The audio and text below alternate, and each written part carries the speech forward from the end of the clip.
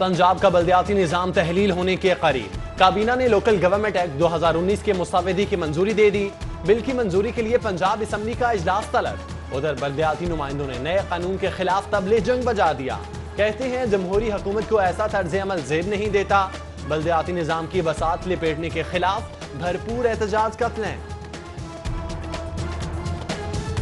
ये बल्दियात पर शब खून मारा जा रहा है, ये पता लग जाएगा। जेल चलाओ तहरीक चलेगी। हमें दे ना काम करने के इख्तियार, अगर हम नहीं करेंगे फिर आवाम खुद ही फैसला कर लेंगे।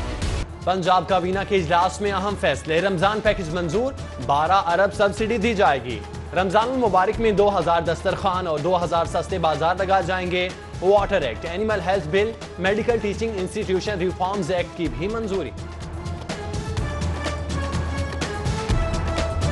वहाँ हमारे चीफ मिनिस्टर उस्मान बुज़दार वो भी सुन रहे होंगे पंजाब के, उनको भी मेरी आवाज़ जाए। सारे वजीरों को मैं ये कहना चाहता हूँ कि जो मेरे मुल्क के लिए फ़ायदा मंद नहीं होगा उसको मैं चेंज करके उस वजीर को लेके आऊँगा जो मेरे मुल्क के लिए फ़ायदा मंद हो। मैं महमूद खान आपको भी ये कहता हूँ, अपनी टीम के ऊपर नज़र रखें। ये बहुत बड़ी जिम्मेदारी होती है जब अल्लाह आपको मुल्क का सरबराह बनाता है। विफाक में बड़ी तब्दीलियों के बाद सुनामी का रुख पंजाब की तरफ। नाकिस कारकर्दगी वाले खिलाड़ियों को फारिग करके नए खिलाड़ी लाए जाएंगे। वज़ीर-ए-आज़म के वज़ीर आला पंजाब को टीम पर नजर रखने के वाज़ेह अहकामात। कहते हैं अच्छा कप्तान वही है जो अपनी टीम पर मुसलसल नजर रखे। टीम को जितवाने के लिए तब्दीलियां करना पड़ती हैं। ब्यूरोक्रेसी में बड़े पैमाने पर उखाड़ पिछाड़।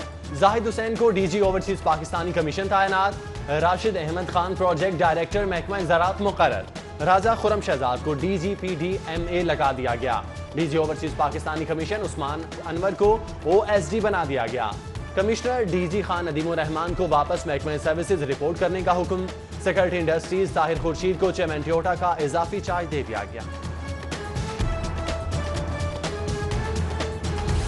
ऑरेंज ट्रेन मंसूबा सियासी पुष्ट पनाही न होने से बेआसरा। LDA, मैस ट्रांजिट अथॉरिटी और नेस्पा की अदम दिलचस्पी। सबसे बड़े अवामी मंसूबे का तामीराती काम 31 जुलाई तक मुकम्मल होने का इम्कान महदूम। सुप्रीम कोर्ट ने तामीराती कंपनियों से 1-1 करोड़ की गारंटी तलब कर ली। उधर सुप्रीम कोर्ट का कहना है जो काम नहीं करता उसे उठाकर जेल में डाल दें। ताखीर पर फिक्रमंदी का इजहार।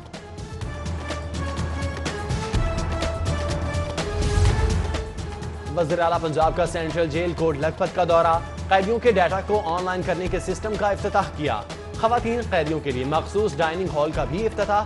कंट्रोल रूम का दौरा, किचन का मुआयना, खाने की क्वालिटी चेक की। वज़ीर आला ने शजरकारी मुहिम के तहत जेल में पौधा भी लगाया। मामूली जुराइम में कैदियों की सजा में 2 माह की कमी का ऐलान। उधर वज़ीर आला का ओवरसीज पाकिस्तानी कमीशन का दौरा। अफसरान और मुलाजमीन की हाजिरी और मौजूदगी चेक।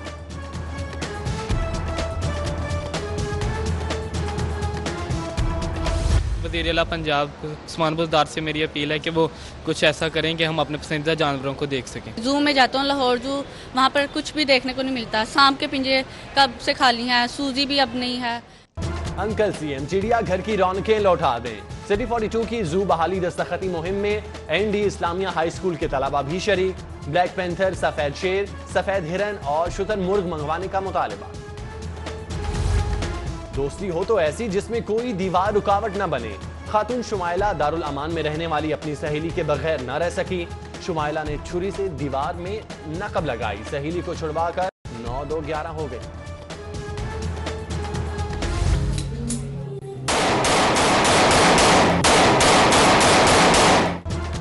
शहर में एक के बाद एक हवाई फायरिंग का वाकया। सोनू बॉक्सर ग्रुप की हवाई फायरिंग की एक और वीडियो मंजर आम पर। हवाई फायरिंग का वाकया गुजरपुरा स्कीम नंबर 2 में पेश आया। वीडियो के बावजूद पुलिस सोनू बॉक्सर ग्रुप को गिरफ्तार न कर सकी।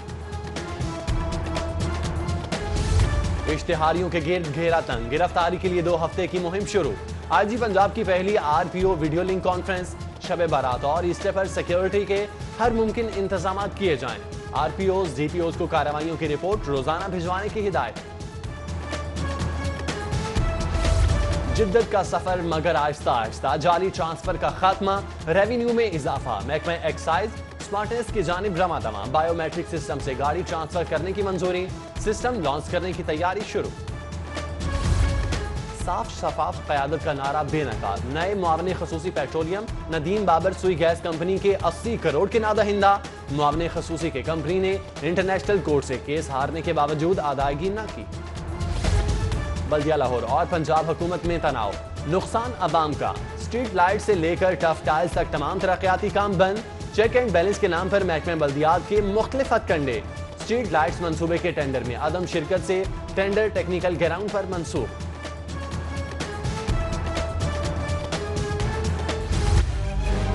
शहरियों की सेहत से खेलने वाले मुंह जोरों को लगाम। फूड अथॉरिटी का सब्जाजार में मिलावटी मिसाला जात की फैक्ट्री पर छापा। 30,000 किलो मुजरे सेहत मिसाला जात बरामद। जाली मिसाला जात आमदे रमजान से कबल मार्केट्स में सप्लाई किए जाने थे। कायम मकाम गवर्नर चौधरी परवेज इलाही से चेयरमैन हिलाल अहमद खालिद मकबूल की मुलाकात। परवेज इलाही की हिलाल अहमद पंजाब को हर मुमकिन तामुन की यकीन दहानी। वज़ीर आज़म और वज़ीर आला काबीना में कोई तब्दीली करेंगे तो उसे कबूल किया जाए। सूबाई वज़ीर सेहत कहती हैं 34 अरब रुपए की अद्वियात खरीदी। लेडी हेल्थ वेटरनरीज को बेहतर बनाने के लिए काम कर रहे हैं। सूबाई वज़ीर सेहत कार्रवाइयों के निज़ाम की बेहतरी के हवाले से सेमिनार से खिताब। सूबाई टास्क फोर्स बराए इंसदाद पोलियो का इजलास। चीफ सेक्रेटरी यूसुफ नसीम खोखर कहते हैं इंसदाद पोलियो मुहिम में गफलत बर्दाश्त नहीं की जाएगी। डिप्टी कमिश्नर को इजला में इंसदाद पोलियो मुहिम की खुद निगरानी करने की हिदायत। निजी अस्पताल में दाखिल नायब सदर कंटोनमेंट बोर्ड शेख शाहिद घर मुंतकिल। शेख शाहिद तबीयत खराबी के सबब 4 रोज से अस्पताल दाखिल थे।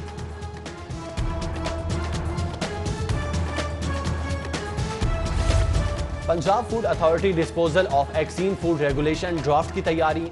हाई कोर्ट की बनाई गई कमेटी का डीजी फूड अथॉरिटी की ज़ेर सदारत इजलास। अहम मामलात पर तबादला ख्याल। पैदाइशी आर्ज़ाए क़ल्ब में मुब्तला बच्चों का मुफ्त इलाज। चिल्ड्रन अस्पताल में बगैर सर्जरी इलाज की सहूलत फराहम। 21 बच्चों का जदीद तरीके से मुफ्त इलाज। डीन अस्पताल प्रोफेसर मसूद तारिक कहते हैं सालाना बुनियाद पर सैकड़ों बच्चों का मुफ्त इलाज किया जाएगा। वज़ीर सनअत व तिजारत मियां असलम इकबाल की आज सालगिरह। पार्टी रहनुमाओं कारकुनान अजीज़ व अकारिब की जानिब से मुबारकबाद के पैगामात और नेक ख्वाहिशात का इजहार।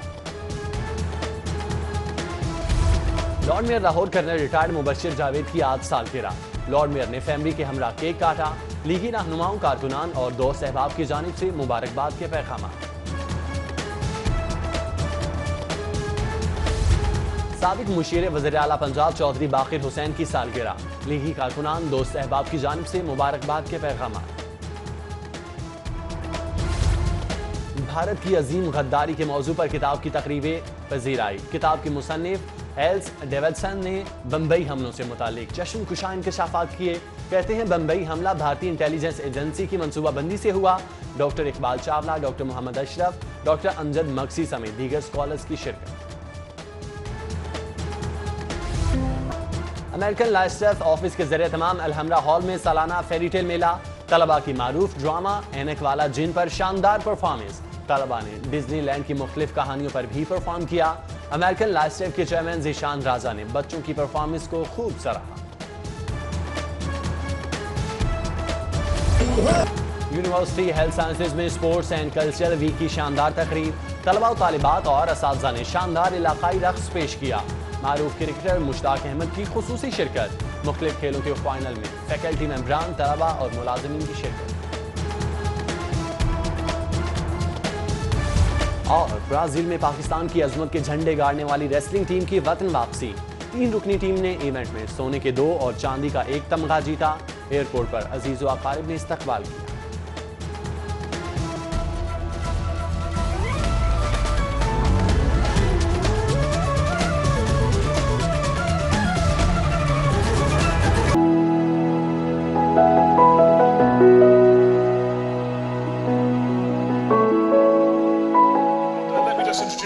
Our excellent panel. We've got Rebecca Heller, who's a human rights lawyer and the co-founder of the International Refugee Assistance Project. So the whole idea is to get legal aid to people who are seeking asylum, who need protection, and quite often are in no position to have a decent lawyer to help them achieve what they need to achieve to be safe.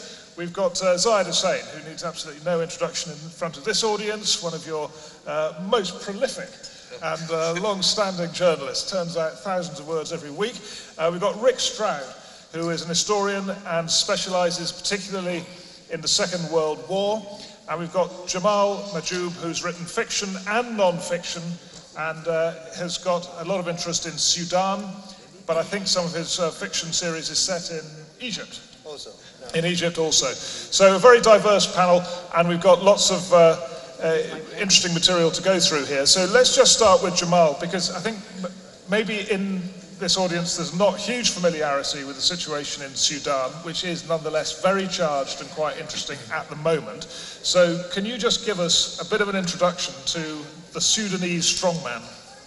Okay, well, good evening. The Sudanese strongman, who is right now teetering on the brink of oblivion, hopefully, we don't know what's going to happen, is a man called Omar al-Bashir, who came to power in 1989, unbelievably, 30 years ago, and in a military coup, which was backed by a very curious man called Hassan al-Turabi, who was an Islamist ideologue who saw Khartoum as becoming the center of a kind of Islamic revolution that would go from Sudan on through the Middle East and into Africa. And for the first 10 years, the regime was extremely brutal. There was a severe crackdown on freedom of speech, on opposition politicians. People were arrested, they were put into prison, they disappeared into what were called ghost houses where they were tortured. A lot of people, including my parents, went into exile. My father was running a newspaper. And I think that